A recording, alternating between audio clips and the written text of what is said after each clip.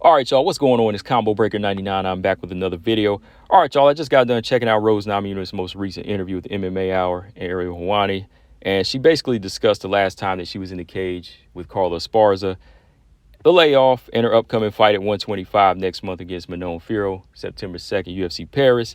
And she kind of went into how she felt after the Carla fight and how she didn't really have the drive or the killer instinct anymore. She basically said that she was almost done with the sport. You know, she didn't really want to partake in violence, and she didn't know if this is what her calling was at this point, right? And when I heard this, I basically said, yep, this is just what I thought about Rose Namajunas. I mean, these are a lot of the things that I discussed in other videos, you know, just like a year or so ago after the Carla Esparza fight, and even before that, just because, you know, I've been watching Rose throughout her whole career, you know, throughout her 10 year MMA career. You know, I've seen all of her fights and just how her attitude has been up and down as far as approaching fights, you know. And I know the Rose fans, they take it the wrong way, but it's pretty much going off of evidence. I mean, now it's solidified because everything that I came down to the conclusion with, she said in this interview, she admitted in this interview, she said she was mentally unstable. She gets bored easy, and she has to have that that huge fight that makes sense. You know, she has to have that significant fight that can really pull her back in, and it just has to make sense for her as a martial artist, right? But let me go ahead and pull up the article here because I watched the whole interview, but let me go ahead and pull up the text here where she kind of discusses the fight, just so y'all know I ain't lying. You know, I ain't making this up about Rose because, you know, I've talked about this before, but she admitted this in the most recent interview. All right, she said, I definitely thought I was done for a good amount of time. I was just kind of like, there's definitely a number of things, but the way that I felt in the locker room, I just didn't feel aggressive. I felt like I didn't want to really hurt anybody. So it was like I was done. There's definitely a bunch of other factors that went into it. It's obviously not the first time that I've questioned whether or not I should keep doing this. I've already achieved becoming champion, defended the belt, and then lost it. And even at that point, when I lost it, when I decided to rematch Andrade, I wanted her because I wanted to fix that mistake. But I never thought in my mind I was going to get that belt again. That was the last thing on my mind. But as a martial artist, I needed to have that one more fight. And then I thought about it and was like, I might as well keep on going. Then I ended up becoming champ again. And that had so much more meaning to it. So even after the Andrade fight, it was like she didn't really know if she wanted to become champ again or if she wanted to rise to that occasion again. She wanted to get some get back against Andrade, which that makes sense because, you know, that first fight, it was going so well in her favor, right? And then boom, she gets slammed. So I could definitely understand why she would want to right that wrong. You know, as a martial artist, you could be like, oh man, I was winning. Let me see if I can do it this time and I can redeem myself. And she did that, right? But then whenever the championships talk came about again, she thought about it and said, okay, you know what? Becoming the two-time champion, that would be a statement maker. And we all know how that ended for her, you know, against Zhang Weili. We all thought that she was mentally unstable in that fight. But hey, she rose to the occasion and got that one. But when it came to the Carla Esparza fight, that was a different story. But this is what she said after the Carla fight. After the Carla fight, it was kind of like I forgot exactly all the factors. I know there was much more than just feeling not really wanting to partake in violence. It was just kind of a spiritual thing. I just kind of questioned whether or not God wanted me to keep going, or maybe this isn't a part of my godly life. But I came back around and said, this is what God wanted me to do. This is what he called me to do. Everybody has their special gifts. I've always had different goals, financial, personal, and becoming the champ. And then one of the last goals on my list was maybe become a 2-division world champion. That has a lot of question marks around it, but that's where we're at right now. All right. So yeah, now, you know, she feels like this is what she's supposed to do again. You know, she's back in the fight light again. You know, before it was, I don't know, I'm back. I don't know, I'm back. And now it was, I don't know, I'm back again, right? So this time she has another challenge to shoot for. You know, she's already done strawweight 2 times, accomplished it 2 times. So now, why not 125? So again, we're going to see Rose possibly come back at her best, possibly now. And this is something I said before about Rose Namajunas, and a lot of the Rose simps and Rose fans, they tend to take it the wrong way. Rose is a fighter that just doesn't fight consistent like that. You know, she's a martial artist, and I'm stressing the artist. You know, she likes to have that reason to fight, or it has to have something of significance for her to get up for a fight. I'm not saying that's a great strategy, but that's how she approaches fights, and it really shows in her performances. When she's really ready to compete or put on a show, she makes a huge statement. Now, that would be a huge pro if she was consistent and if she liked to defend her belt, because this is a business and fans want to see you more than once a year. And they want to see you putting on exciting performance. So fans, they'll ride with you as long as you're in the cage.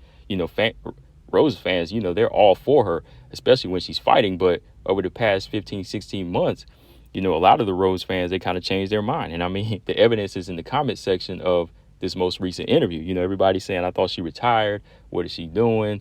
They're just kind of going in more than they are supporting of her, which is kind of wrong, because they're supposed to be riding with their fighter until the end. But that just shows you that, hey, MMA fans, they're fickle, they're bloodthirsty, and they want to see a consistent fighter, right? So that's not really a pro with the way she's thinking right now. It's more of a con, because that thought process that she carries right now, of just having to pick and choose when she wants to fight, which takes maybe a year or 15 or 16 months. I mean, that type of thought process, it gives you fights like Rose versus Carla 2.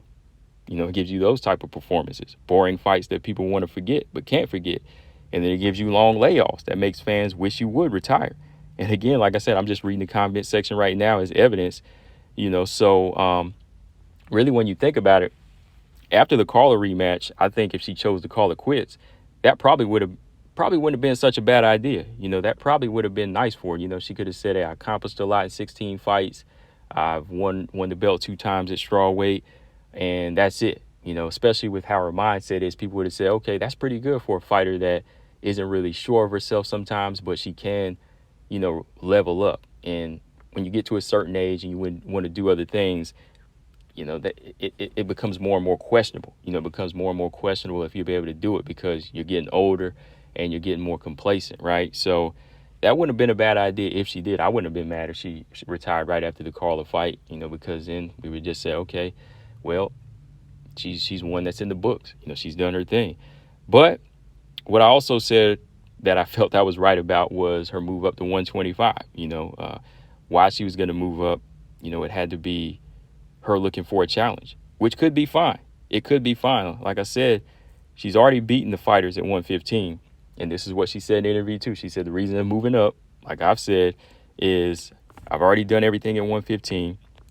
I'm a 2-time champion. I defeated Weili twice, and I like how she threw in I could beat her a 3rd time. She threw that in there too as well. She was like, I could beat her again and then a 3rd time. There's really nothing left for her at 115. I mean, even like the Yan Xiaonan fight, that would just be another fight. Marina Rodriguez, Jessica Andrade, rubber match. What does that do? I mean, the only fight that would really make sense would be like a Weili 3rd fight.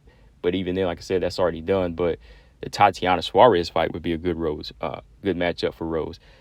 So she could wait it out there for that, but I don't think she wants to go through all of that and just be inactive at 115. She still has a contract to go by. So, 125 would be the next challenge. So taking on Manon Fiorot, who's number 2, gives her that drive again. And that is a scary challenge. Like she said, Manon Fiorot is a scary fighter. She's a good martial artist. And, that's going to make her rise to the occasion for this one, right? Now, honestly, I don't know. This could bring out the best in her, but it could also very much well be a dangerous test, again, like the first Jessica Andrade fight, because Manon is no joke. So to continue to kind of have these up and down mindsets, it could cost her this time. It could cost her for real this time. I mean, it's worked for her at 115, and you've seen it not work for her, like against Jessica Andrade. But for the most part, whenever she would put herself in like these most in these real like tight spaces and these high pressure fights, like the first Weili fight, second Weili fight, and the Joanna fights, they've been moments where, yeah, she could just kind of like go tunnel vision and just rise to the occasion 100. But that's no guarantee this time. She could get that mindset now, but Manon could just be a brick wall for her. She could really be a brick wall for her. So, yeah, like the pressure was on in those past fights, Joanna, Weili, and so on. But, when she's off the mark, it can be disastrous. So what she could possibly think is going to work for her in this fight as far as rising to the occasion for a big, scary challenge, it could be disastrous. But, yeah, like I said before, when she compared it to a note in a song, it is like what I've said about her. It's like trying to find that inspiration for a painting.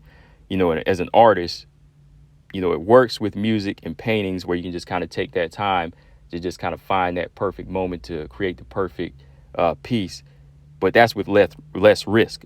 That's with less risk. You don't have to gamble. You don't have to gamble for the inspiration like in the fight game, which can get you hurt.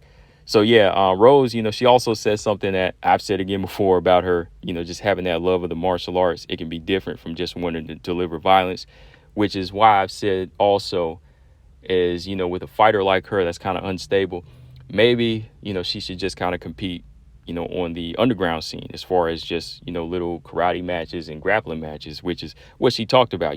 That's why she went to grappling. She wanted to compete with grappling. And, to me, I think that's a better route for her, that or just training or just like exhibition matches at this point, where she can compete and get better at different disciplines, but she doesn't have to deal with the pressure of the UFC. Because remember, the UFC is a business where fans, they're going to want to see violence. OK, they want violence and they want consistency. They want consistent performances and they want violence from their favorite fans. So you have to fight often and they want to see entertainment. OK, so the UFC, they'll cater to you for so much. But sooner or later, you're going to have to get in there against the best fighters, especially if you're ranked up there. You're going to have to go in there with the best fighters, whether it's in the strawweight division or the flyweight division. OK, you got to get back in there because you got to make them money. All right. We care about your well-being for so much is what they'll say. But, hey, it's like, hey, you got to get back in there because you got to make us some money now. You're holding up a number 2 spot or number 1 spot or whatever. You got to get back in there. So having that pacifist mindset and having the question if God wants you to fight, it doesn't really sound like someone who can really deal with the pressures of the UFC right now. Because, again, UFC is a business built on violence. And I don't think they want to have to worry about you showing up and performing at this point. They got hundreds of fighters on their roster where they're like, hey, we don't have time to baby anybody. So you got to be ready to go whenever we call you up for a Marina Rodriguez or for Tatiana or for Renon. If you want to step back in there and you want to continue to be a UFC fighter, hey, you got to get it together. So, yeah, man, final thoughts here real quick. Yeah, I think Rose Namajunas, like I said, is pretty much spot on. Like I said, it was never a diss at her mentally because everybody kind of goes through their things. And I like the fact that she's actually talking to God right now about what she wants to do as far as her direction at this point. But I really hope that, she's sure about what she wants to do. And I hope that she really feels like this is a challenge that she wants at 125 and she's not forcing it because, yeah, Manon the Beast, she's going to be coming to try to take her head off because Manon wants that title shot and she's number 1.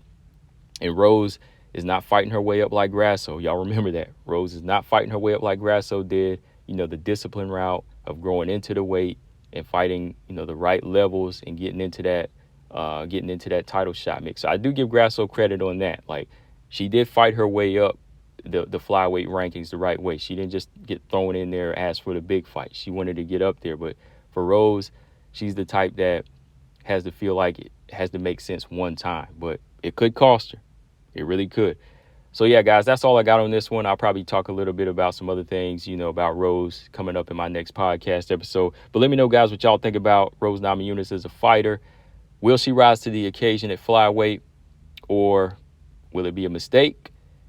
Do y'all think she should retire from here? Should she have retired right after the Carla fight, or maybe took one last fight at 115? What did y'all think? Combo Breaker 99. I'm out. Subscribe. Peace.